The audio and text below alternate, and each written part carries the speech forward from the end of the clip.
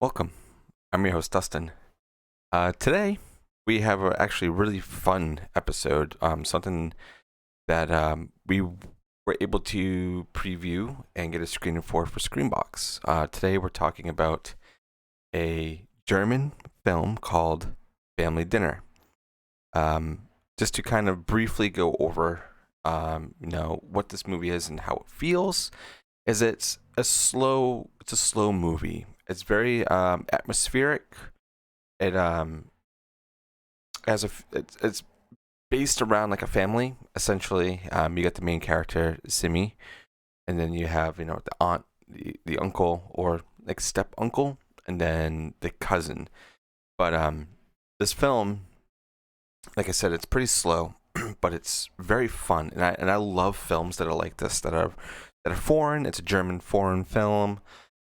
So what it's playing at is you may have seen it in other German films before, but it's really really fun, and I enjoyed the hell out of this. And as always, I'm always really thankful for ScreamBox sending movies to us for us to review and watch early. Um, the movie will be dropping on ScreamBox April 7th. So this is going to be coming out a little bit before then.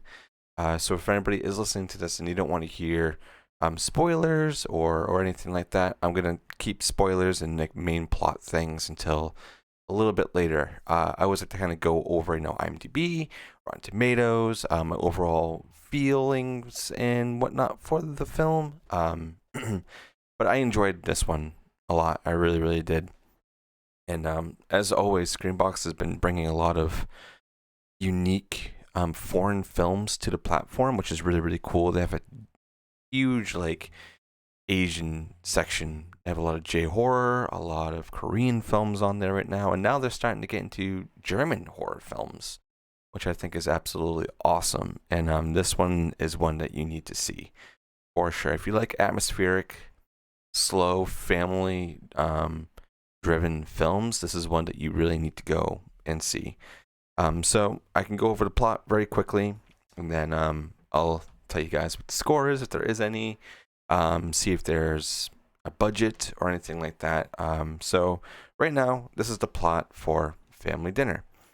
An overweight teenager spends the holidays at her aunt's farm in the hope of getting help to lose weight. But soon after her arrival, she begins to suspect that something is very wrong at this place. And yes, it goes through a little bit of what's the word I'm looking for? It like starts off very slow, very slow, and then it kind of starts to pick up pace a little bit more. I will say that we have seen movies like this before. Before me going into spoilers or anything like that, I'm just gonna say it's a movie that feels very familiar, and that's not a bad thing at all. I never say that's a bad thing. Plot, no, you would have seen in some other places, and the outcome of this you definitely have seen in other movies. But it's a very very fun film. I enjoyed it. I've watched it a couple times due to the screener, and I'm gonna watch it more once it drops on Screenbox. So I can go through some of the cast. I'm gonna butcher these names just so you guys know. Totally gonna be butchering the names because, as everybody knows, I'm awful with names. So we have Claudia, who's the aunt, who's played by Pia Herziger, and then we have Stefan, who is the the uncle slash step uncle, who's played by Michael Pink.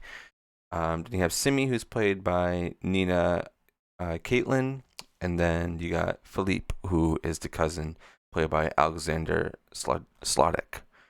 And it's been directed by Peter Hengel, written by Peter Hengel, and Honor Ozkan.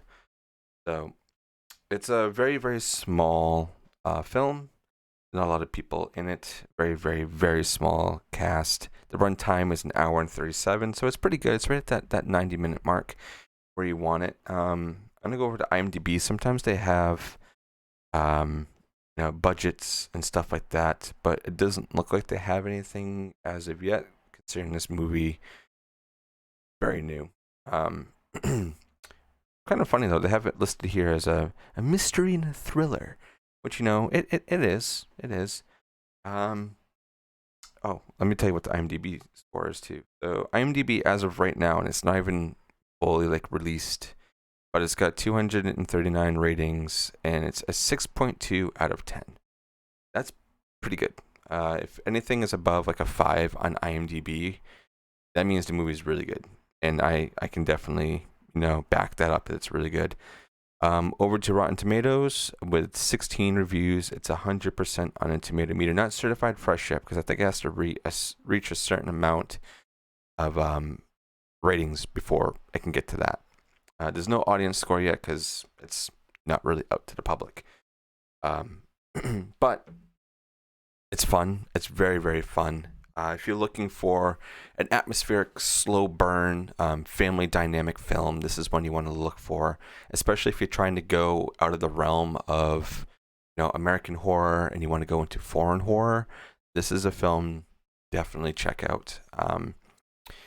So before I can go into spoilers, I'm trying to think if there's anything else for me to touch on. I don't know, because it's like everything I want to talk about is about the plot, because there's a lot of really cool things that happen in it and the way that things kind of go down. So I think I might cut it here and just go straight into spoilers. But yeah, my quick final thoughts on this is that it's fun. It's very fun. I never felt bored watching this, because the way the scenes are depicted, and there's a lot of beautiful shots and scenery that are in this film. It's all essentially in like one location at a farm, and it's got open land everywhere. Very, very beautiful. Acting is really good, especially for it being a small cast and how tight knit everything is. It really felt like I was looking into like a family, and seeing things kind of unfold and get really, really, really crazy. So right now, I'm going to jump right into spoilers. This is your final warning that if you want to wait to listen to the rest of this before the film comes out, that's completely fine, and I understand. Just come back and listen to the final thoughts at the very end where I give my rating and everything. And also, Dean isn't here. He won't be here for the next couple of recordings just because he has fallen ill. As always, this guy is always sick. And he always comes to me. He's always like, dude, I'm always sick, man. I hate this. I hate it. I'm like, well, you don't let your body rest at all. But I love him. He's my brother. And go support Dean of the Dead at any of the conventions that you're going to be seeing him in the UK. He'll be, I think, vending at pretty much every single event in the UK and surrounding territories as well. So keep an eye out for Dean of the Dead hot sauce over in the UK. But back to Family Dinner, a ScreamBox original. So we essentially start out with we're following a car driving. So we got like an overhead. But a lot of movies have been doing like these openings with just cars driving on a road, and then you reach that destination. I want to say I'm getting tired of it, but I also kind of like the overhead view. I like looking at the surrounding areas and seeing where we're going to be in a film, especially at a single location, very, very small cast. I like to kind of see the area that we're going to be in. So we drive to this house and you get a title card. And then we get introduced to Simi, who meets her aunt Claudia. And then we start to realize that her aunt is I think it's like she's a cookbook writer. Like she makes like diet books and ways to cook and whatnot. So we start to find out that Simi, while on the phone and talking to her mother via text, that she asks, hey, have you asked your aunt about why you went there, and if she said yes or anything like that? And Simi, says, no, Mom, I haven't asked you. I'm kind of nervous. And originally the plan was for her to stay all the way through Easter, but then her aunt said that I want you out by Friday, because this takes place the week leading up to Easter. So the family is going through Lent. They're fasting. Well, everybody's fasting besides Philippe and Simi at this point. We haven't gone to her stage of following in the footsteps of her aunt, essentially. So we see that they're fasting, and all the food that is made in this movie looks so damn good, and I want to eat it. Like, it makes me hungry watching this film. And I never really knock points off or something like that, because I love food. I love it, and I love seeing other dishes that are made in films, and like what people make and how they want it to look on film and whatnot. And it makes me kind of want to go and make whatever they make in movies sometimes. I try to find recipes online or whatever, and I kind of want to do that for this one, because there's some really, really cool looking dishes in here. So yeah, we find out that they're fasting because it's Lent. And then the first night that Simi is at the house, we start to follow her. Like, she gets out of bed and kind of wanders, and then this is kind of, I guess, an unnecessary scene, but maybe not. 'Cause I'm still not trying to figure out what it had to do with everything else. But Simi is like looking in while her aunt and, I'm just gonna say step uncle, or I'm just gonna call him Stefan, are essentially having sex, and she's just like staring at them. I don't know if it's because the way that she's going in to lose weight, so we don't really get too much of a context as to why. Obviously, she probably wants to lose weight so she feels better about herself, which is usually what a lot of people do. They go down that road of wanting to lose weight or start working out because they want to look better.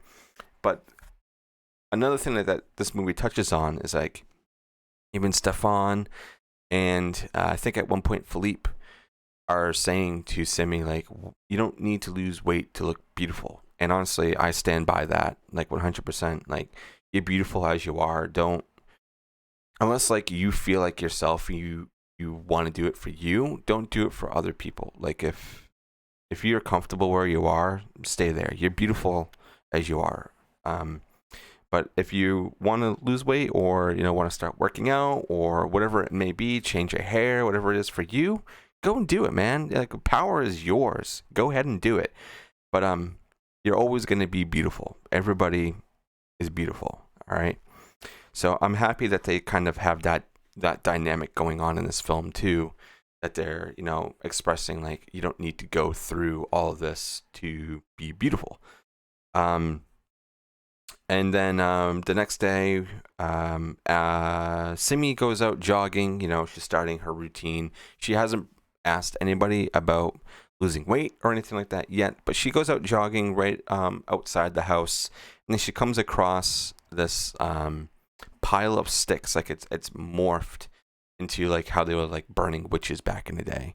And then she finds a backpack in there with candy and a bunch of stuff. But then she goes back home, and then she finds Stefan working out, and he's like, oh, well, I'm glad I'm not the only one who's like working out.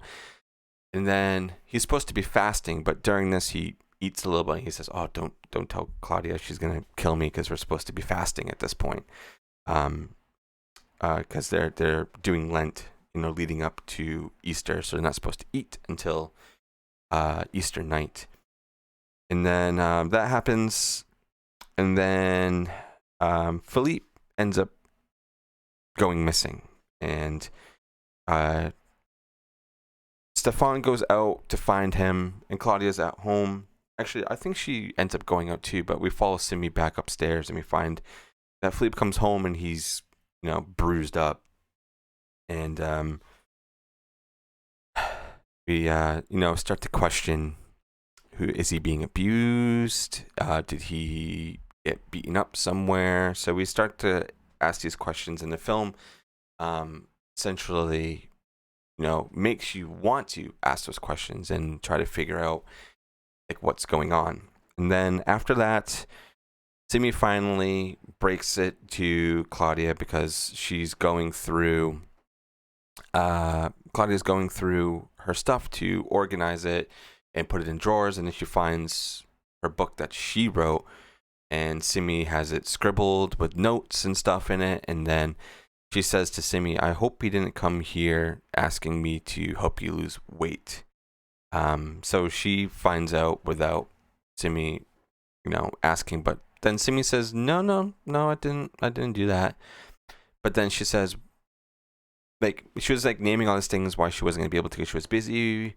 But then at the end, she's like, but maybe I can help you. I can like put you on the right path. I won't be able to like fully devote everything to you, but I can put you on the right path. And then Simi's like, oh yeah, that's good. Yep.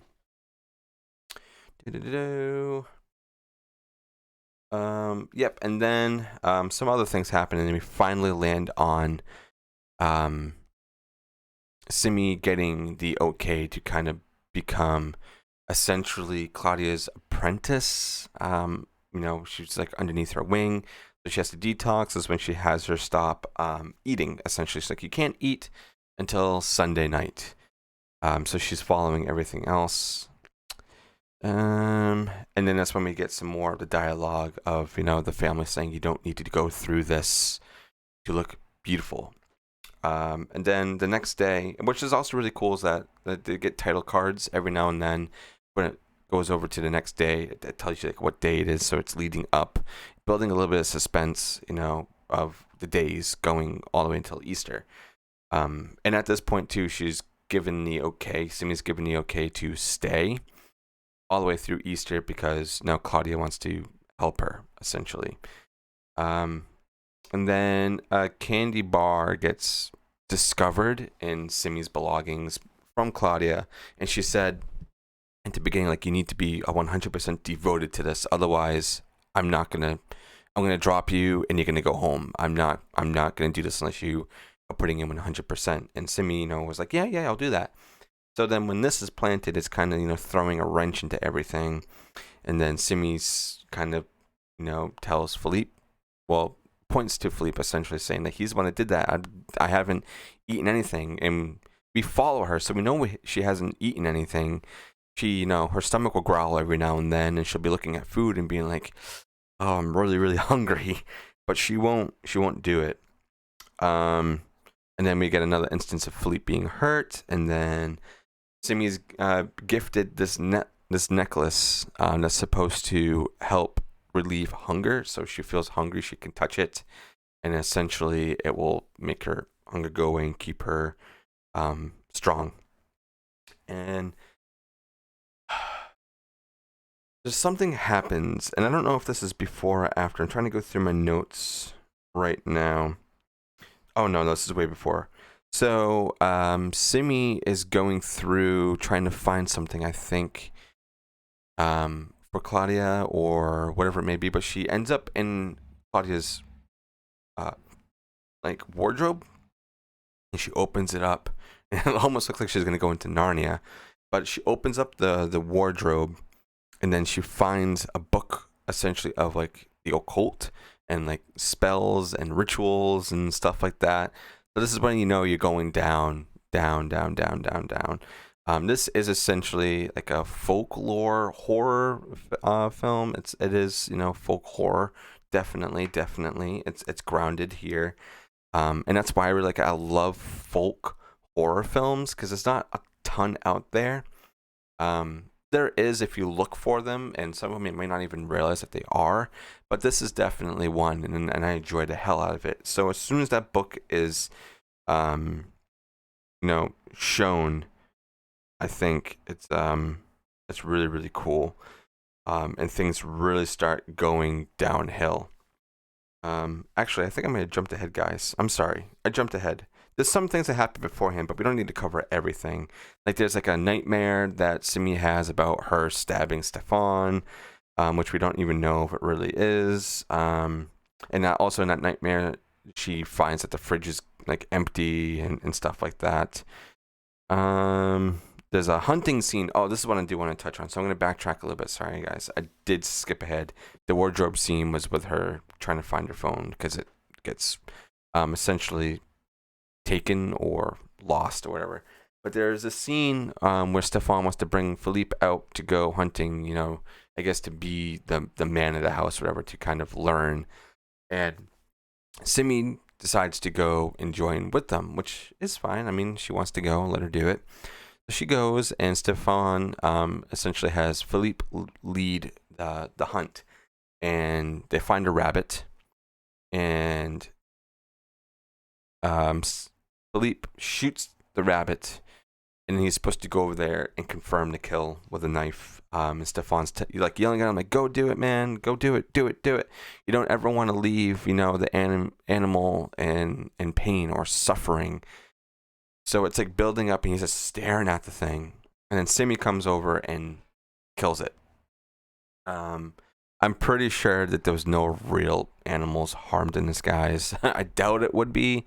Especially in this day and age. I don't think it was really clarified in the credits.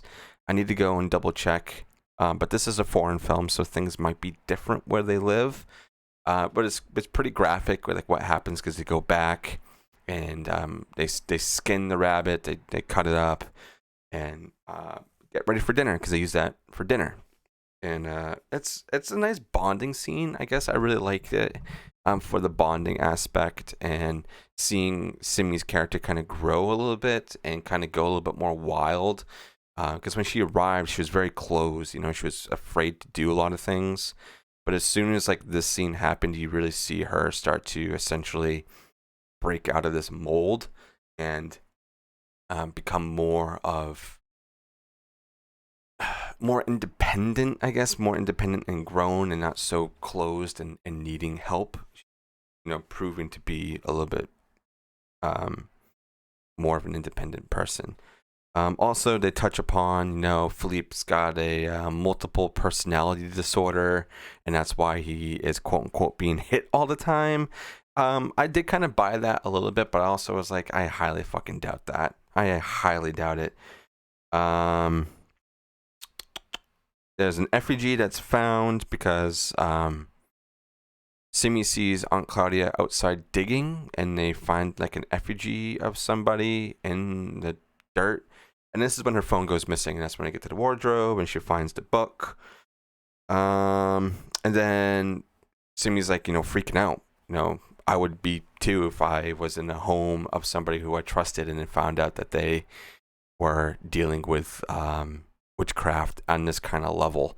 I live near Salem, so I'm like pretty used to people, you know, like having books and stuff like that, and doing, you know, readings and stuff like that. But a full blown like family doing things like this is a little crazy and creepy. Like if you're going there to get help from your family and you found out that they had a book of the occult and like rituals and killing like family members or stuff like that to essentially feed the demons and then also feed yourself, it's something I would definitely probably run away from 100%.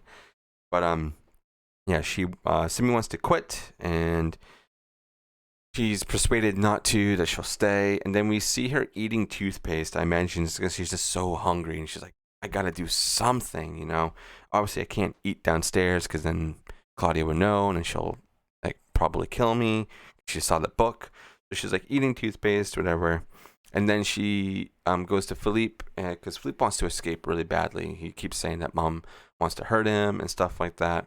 So Simi and Philippe essentially write up a plan, and she gets a key for the front gate that's always locked. So she sneaks downstairs, gets a key, and they're saying, okay, at like 4 a.m, we're gonna go and get out of here. We're gonna go to the main town. We're just gonna get out of here, and that's it. And then we wake up, and Simi looks at the clock, and it's 8:07. Like it's 4 hours past the time that they said they were gonna go and do this. And then we find out that Philippe did make it to the destination that they were talking about you don't believe it. At this point, you don't believe anything that's happening with Philippe or the family. You're so invested in what's going to happen with Simi. And then it's the next night. It's Saturday now. It's the day before Easter. Simi wants to leave, so she talks to Stefan about wanting to go home, and he's like, "Oh, okay, I'll do that. Just don't tell Claudia, whatever." So he goes to do it, and then something happens where she goes to talk to Claudia, and she's persuaded again to stay. It's like this. It's just one more day. You can do it. You can push through this. We're about to go to Easter, where you can eat. So it's your last day of detox, last day of Lent.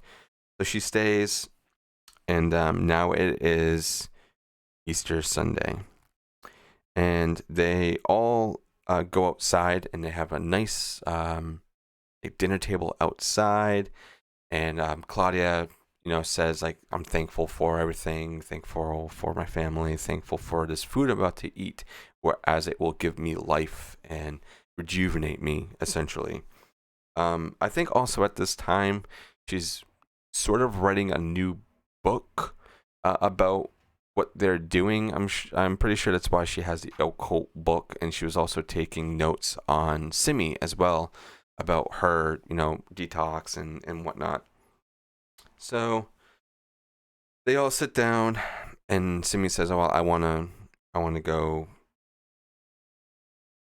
Oh wait, no, never mind. I read the wrong thing.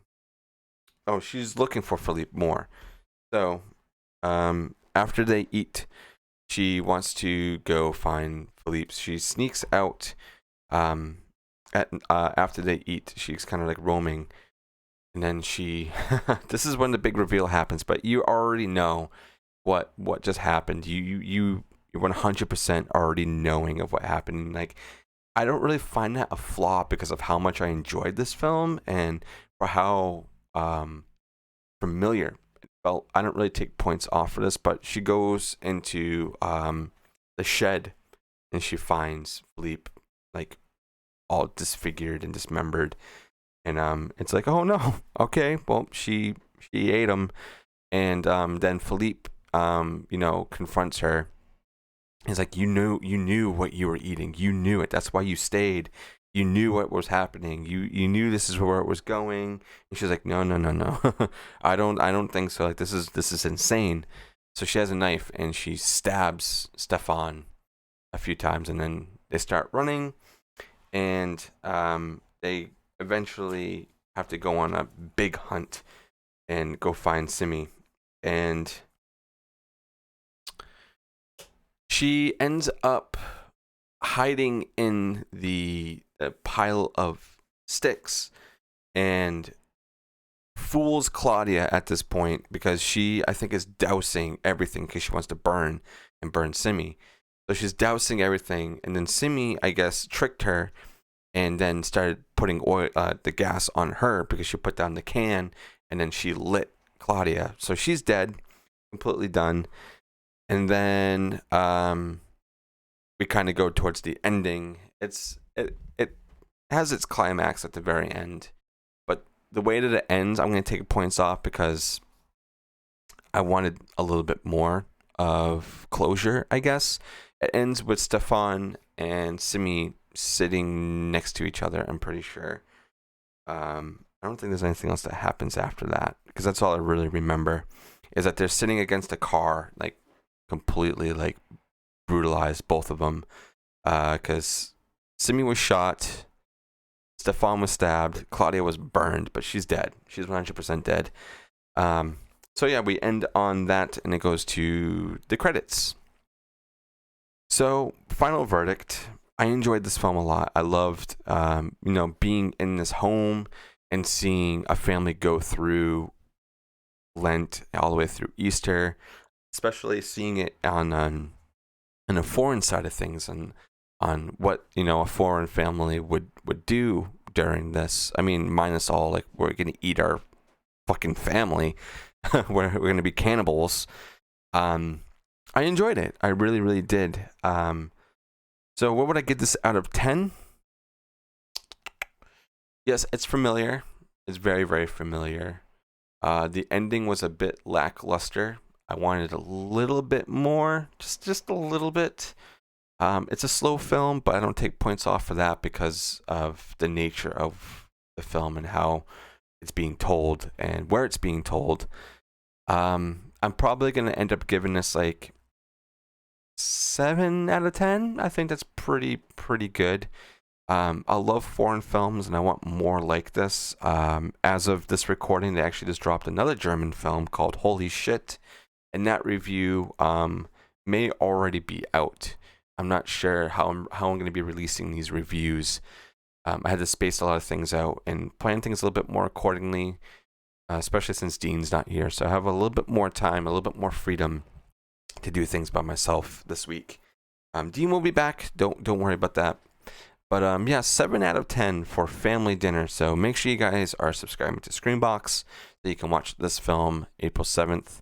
And even subscribe now because they have a ton of awesome shit on there. They got Holy Shit. They have a lot of the movies I've been doing for the ScreamBox Essential Picks, which I highly recommend everybody to go and watch and listen. So that way you can figure out what should I be watching when I go on this service, or if you're already on the service. Because there's a lot of stuff, and there's a lot more stuff that's coming out, and a lot of really exciting things happening in the coming week or two in regards of ScreamBox and maybe a little doll as well. There's a lot of really cool things coming your way, guys, on this show and on ScreamBox. So please go support that service. Support us. Support all the other podcasts that are out there.